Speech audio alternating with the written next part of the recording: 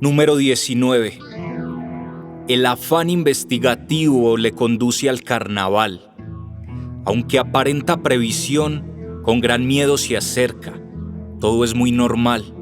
Cada cosa encaja en categorías y apartados. Un festín, un ritual, un encuentro, una celebración más.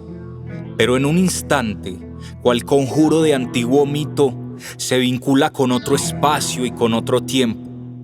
Poco a poco, como hacen las olas en el mar, le succionan movimientos que le adentran en un viaje de máscaras y voces, de atuendos y sonidos, de ritmos y sudores, de olores y de gritos.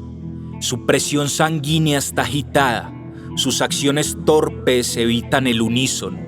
Siente cada contacto como una inspección de sus secretos. Siente cada mirada como el llamado del verdugo a las últimas palabras.